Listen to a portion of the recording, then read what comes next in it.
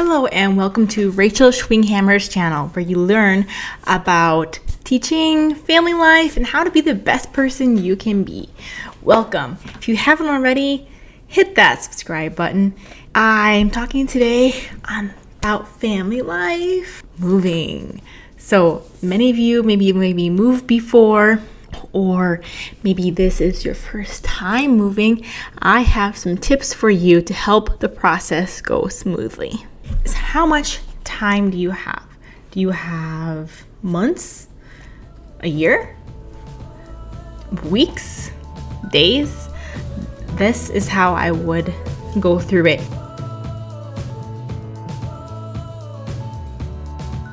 If you have a year, obviously you have a lot of time to set your ducks in the row, per se. Over time, finding where you're gonna move next, dreaming about how your bedrooms are going to look like, and so on and so forth. If you have months, which we had about 2 months before we were moving to our new place, we started doing some things to help us get prepared for that. You can either be really fast and crazy or at a good pace. I hope that after today's video, you will feel more equipped to be able to handle your move at a good pace. Hi, I'm Rachel Schwinghammer. I look forward today talking to you about moving. It's been a dream of ours to move into a house, a legit house that was our own for several years. But we haven't kind of prayed about everywhere we lived, whether we're supposed to buy something or not. And now is the right time. And we're very thankful for the opportunity to live in a house. So, something that I would suggest if you have months of time before you move, like we have 2 months, so we are starting with something where you find if every item sparks joy. It's doing the Marie Kondo style, so you hold something and think, do I feel like about it? Yes, I do, because it's my coffee mug. So yes, I feel joy when I hold this. If I held something else in my hands, do I feel? We have this blanket that my husband made a long time ago, and do I feel? He made it a long time ago, but it's been used for other things, so it's fallen apart quite a lot since he made it a long time ago. But I want to keep it, even though it's like tattered and broken. It's been used for us and all the way to the dog, but now it's just kind of tattered. So you hold your hands. If you feel like obligation to keep it, I would say that's where you let something go. And you're supposed to say thank you to the item, but we, as Christians, we thank God, like thank you God for how this blanket has served us, and you donate it, or if it's tattered and ragged, you might just need to throw it away. That was my first tip, is to go through each section of your house. So we have 2 level stories and 2 stories in our townhome. So I have mentality, I'm sorting through things on the top levels where the bedrooms are, and specifically the closets down to their drawers. Like promised, go through each section of your house. Bedrooms, there are the stairs. Look over here, we have the girls' room, office, bathroom, and taking stuff from the top and bringing it down. Handing each piece of clothing and asking our girls, do you like this? Is something you want to keep? What do you think? Down to our clothes that are inside of our closet, seeing what we want to keep and not keep. Does it bring you joy? Is it something that doesn't really belong to anything? It needs to go. Those are questions that you really need to ask yourself as you're going through things. We got rid of like 5 to 8 trash bags full of clothes between my husband and I, the girls, toys, and some random things in the garage. If we were to put them in a trash bag, between 5 and 8 large trash bags. And you're like, wow, that's a lot of stuff. Yes, it is. And it's probably a lot more than we even could get rid of. But keeping the things that we use, we see the kids play with.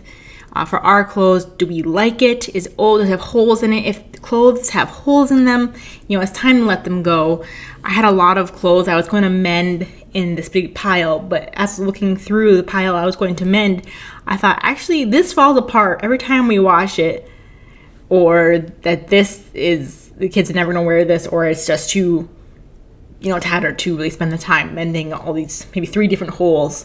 Who knew that lace fell apart in the washer? Big time. It does. Probably should have hand washed it. Lace or ribbons. Because we have girls, we have a lot of ribbons and lace going on. So I have repaired lace over the years, just strengthening it if they're like on cute little leggings or a dress or something. But it's not always worth saving. Making that distinction of what to get rid of and what to keep. And because then we can make our new place just how we like it. We've been dreaming about this for years, moving in somewhere, and we don't want to really bring lots of junks. And in other moves we have moved lots of junk.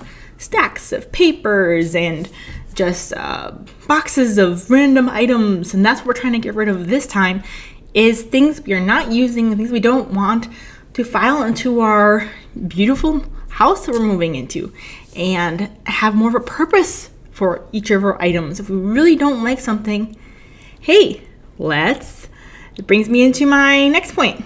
Selling it, donating it, selling it, listing something. I will show a bed here. We cleaned off so many stickers of there must have been 20 some stickers on this bed.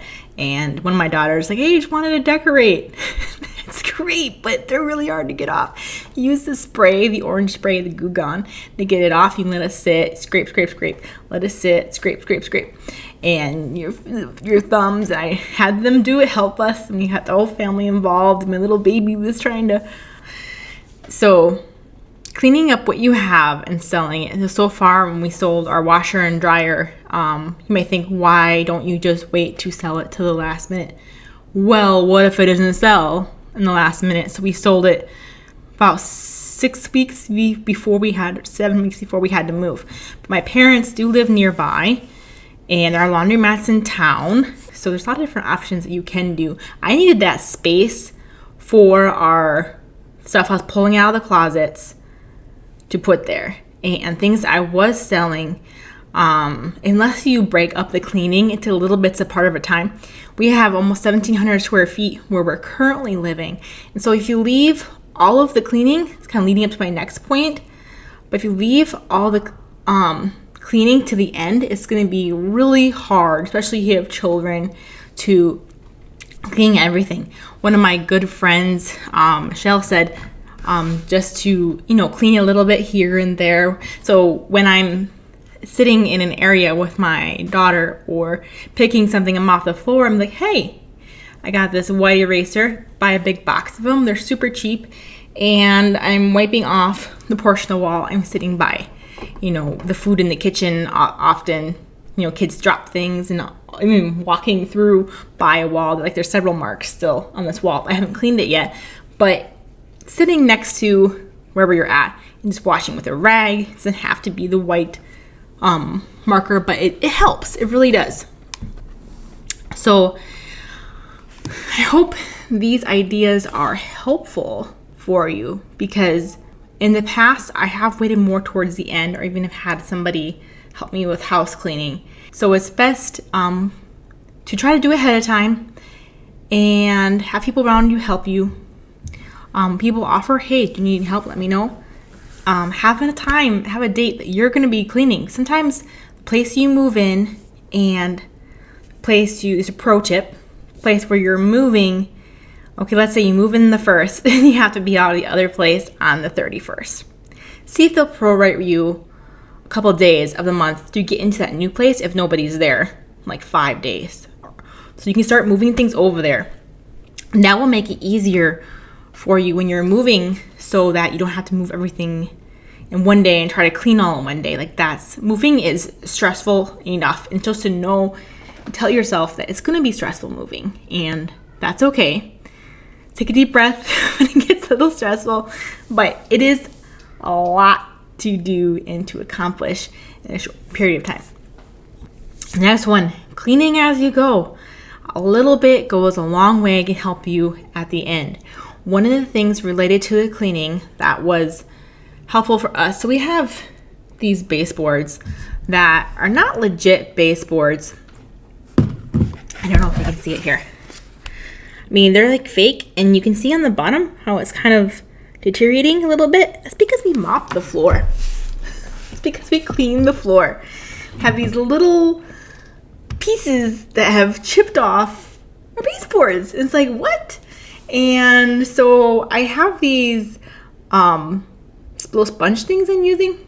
A little sponge type brush with some stain my dad gave. I'm going around, I'm staining, almost everywhere. I'm starting in the kitchen. I did a little area. I'm gonna have to go over it again. You can get some of these really cool markers, and I'm ordering those too, but some of the spots, they're just very close to the floor, and it's better if a little sponge brush is applied towards the bottom.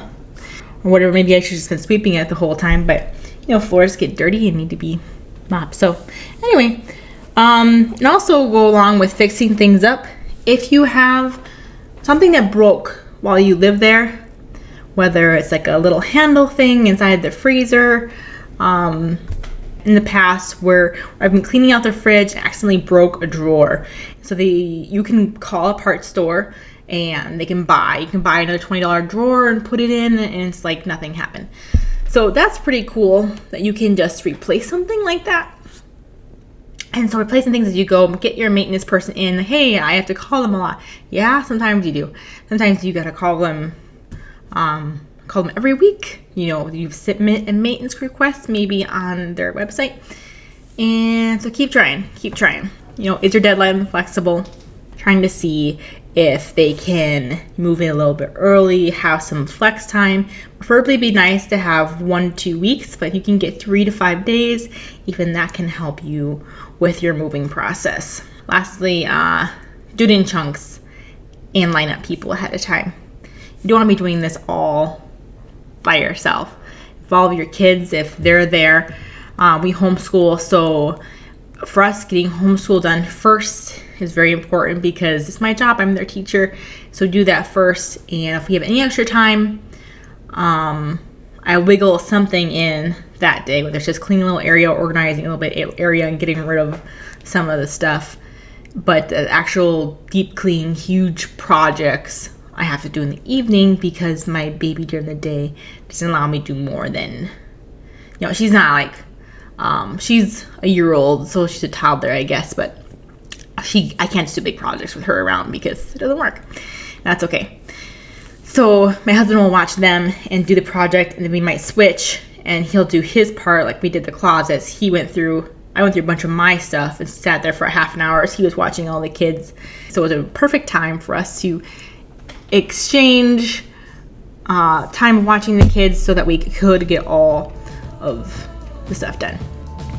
Those are my tips. Kind of a longer video than normal, but drop your comment below on different tips you have about moving, and we'll be in our new place soon, so stay tuned.